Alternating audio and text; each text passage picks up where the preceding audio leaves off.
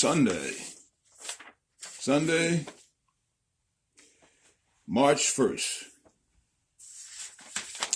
2020. Today, Jesus is again the featured attraction in the message. And I want to inform you of a fact that you are probably well aware of, and that is I almost never deliver a 100% perfect message. The messages that I deliver coming through my frail, F-R-A-I-L, frame, usually have a few bugs in them. Maybe a mispronunciation, maybe an abuse of grammar and composition. And they're just not all perfect, although I wish that they were. But I want to tell you that Jesus can take a crooked stick and hit a straight lick. He said to me, "You open up your mouth and I'll speak for you." And that's what he's going to have to do today.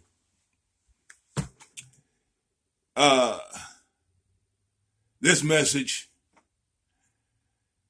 is different in that there is no manuscript. I ordinarily prepare a lengthy manuscript. Sometimes I follow it to the letter. Other times I just work with the outline. And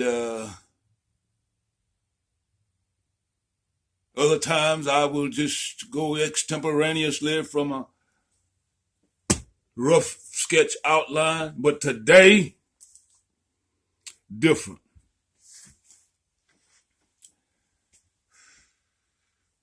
I want to picture Jesus as he feels the pressure of duty, a pressure, a feeling, and a state of being that I now experience on this first day of March 2020. The pressure of duty. This message will have a few bugs in it, but you'll be able to digest it and get the major gist and thrust of it. I'm going to take 1-2 scriptures, beginning here with John, chapter number 8, verse number 59. The last verse in the 8th chapter of John. By the way, this scripture is penned by John in the year of Jesus' opposition, his last year. His first year was year of inauguration. His second year was a year of popularity. His third and final year was a year of opposition.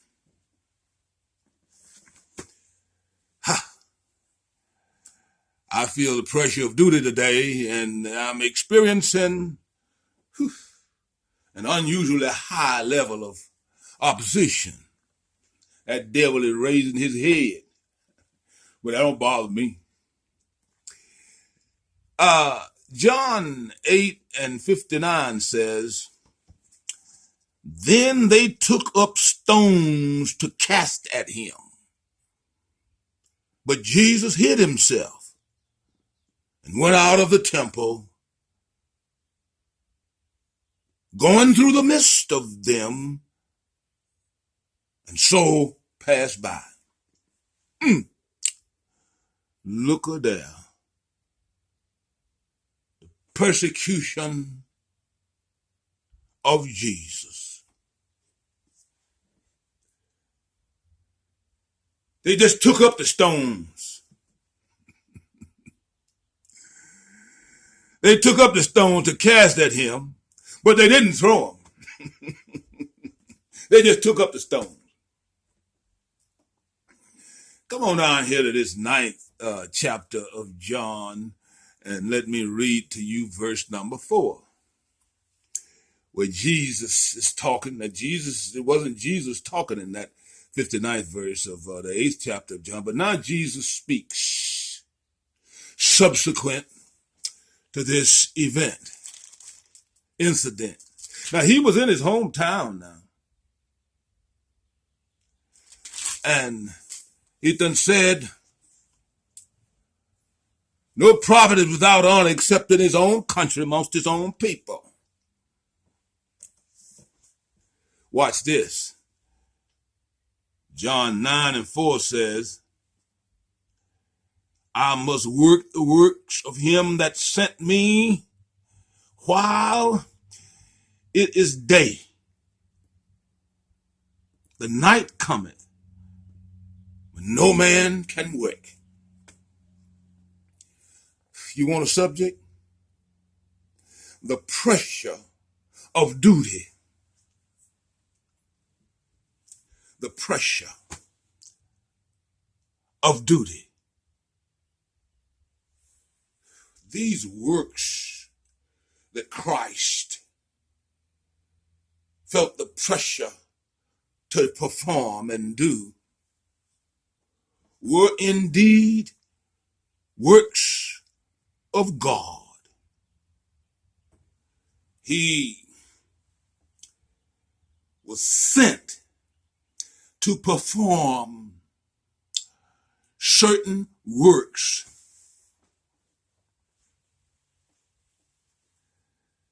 I was sent to perform certain works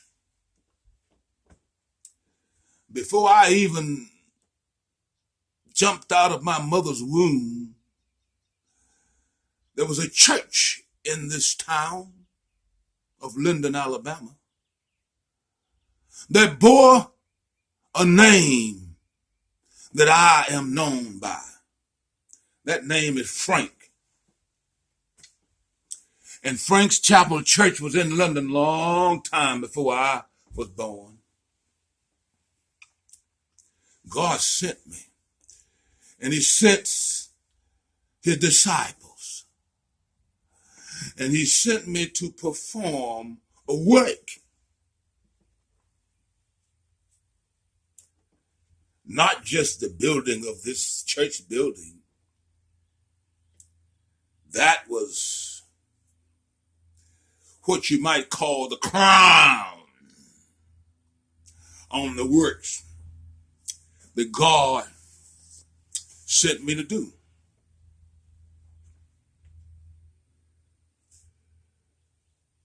When you're under pressure, you work with great intensity, controlled attention, fiery zeal. Pressure brings the best work out of you. Without a manuscript, this might be the best sermon I ever preached.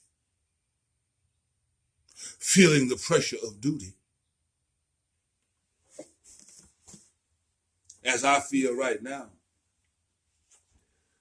But I'm going to slip into this message from the back door by saying this.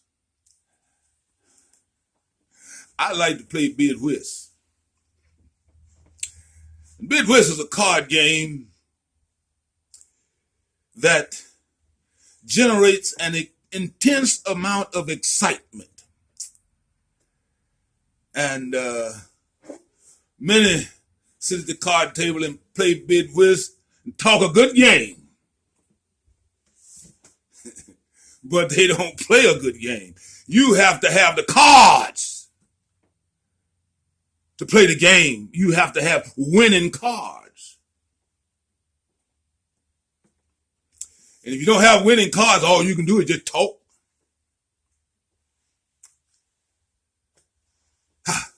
I'm going to sport my hand today. Get out of here. The pressure of duty found me as minister of Christian education at the Greater New Bethel Baptist Church of Inglewood, California. I held the number 2 spot on the church's organizational chart, directly under the pastor. And it was my job to train all teachers and teach a special class, a training class for teachers. And I had an outstanding student in that class who was a senior at USC. And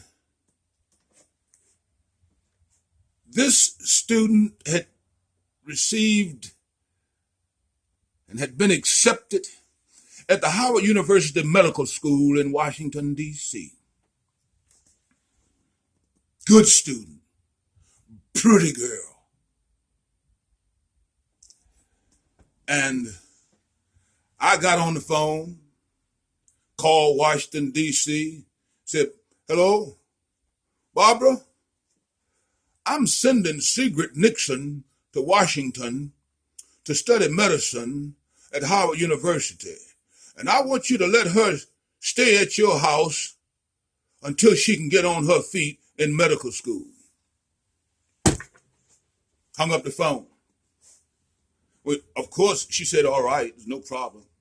So she went over there, enrolled in medical school.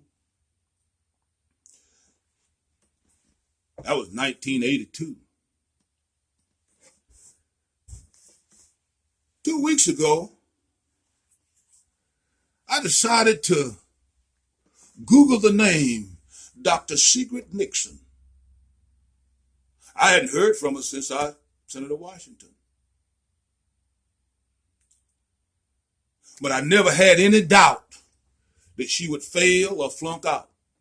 I knew she was a winner, and I knew that she was trained well. And just Google the name and look at the obstacles that was in front of her. She could have married and adopted a different name, a name that I didn't even know. But I Googled Dr. Sigrid Nixon, MD, found her practicing medicine for the VA in the city of Bend, Oregon. The pressure of duty paid off. Took years. But I never doubted. I had the faith, and I know that she had the faith. Duty caught me off guard here with my brother's daughter, Carlitha. She just graduated from high school down in Louisiana and came to Linden for a visit. And me, being my educated self, asked her, "Carlitha, what do you want to be when you get grown?" Just out of high school. She said, "Uncle Frank, I want to be a doctor." That wasn't no problem for me. I practically ran into the house, got my medical dictionary and brought it back out. We was talking in the driveway in front of my house. Brought it back out, pushed it in her hands. High school graduate. I coached her into being admitted to a college that trained students, had the best track record of training their students to become doctors and to get admitted to medical school. So she went through 4 years of undergraduate school. Now she's practicing medicine. Dr. Carlitha Lankster Smith. I'm talking about the pressure of duty, and I'm putting my cards on the table. I must work the work of him that sent me. I'm on a mission here. While it is yet day, pretty soon the night is coming. Now, do you think I would stand here and not put another card on the table? I'm going to put one more card on the table, then we'll get on out of here. There was a young man, I'm not going to call his name. I call Carlitha's name, I call Sigrid's name, but I'm not going to call this young man's name because he's known by most of you. And it won't take long into the story before you figure out who he is. But he came to me with a leather coat and a suitcase. That's all he had. Those were all of his possessions, a suitcase and a leather coat. And he had a desire to become a lawyer.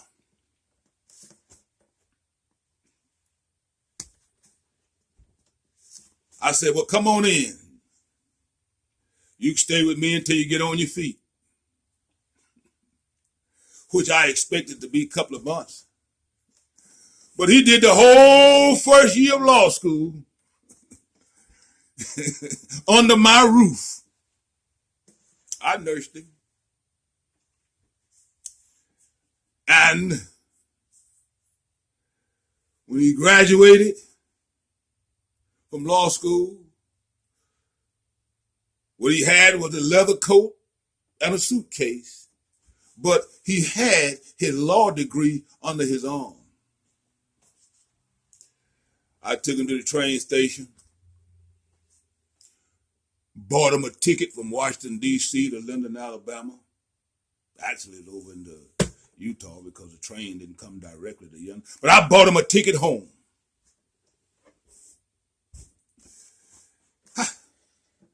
I'm working to work now. And he been practicing law around this area for good many 25 or 30 years or more. And did serve with the distinction as being the first African-American district attorney for the 17th Judicial Circuit of Alabama. I'm not going to call his name. But the pressure, I could not tell him no. The pressure of duty. And I had to do the work.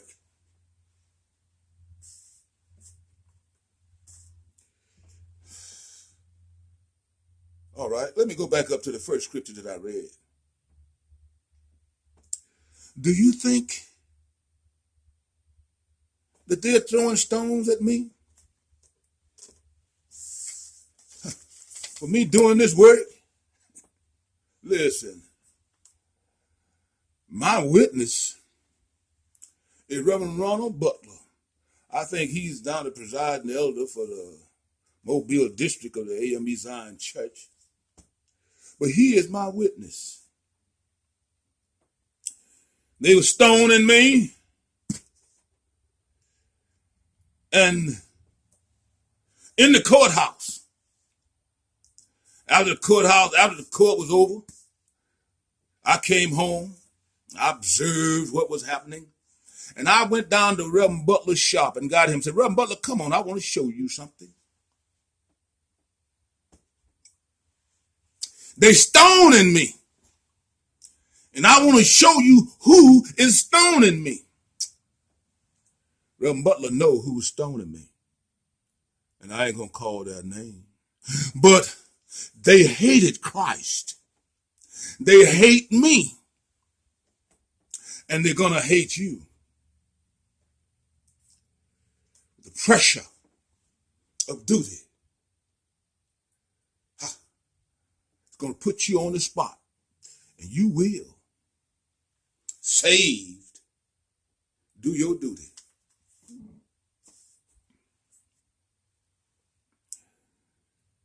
Have you ever felt the pressure of duty and did not know exactly what to do? This is what you need to do. I'm going to tell you.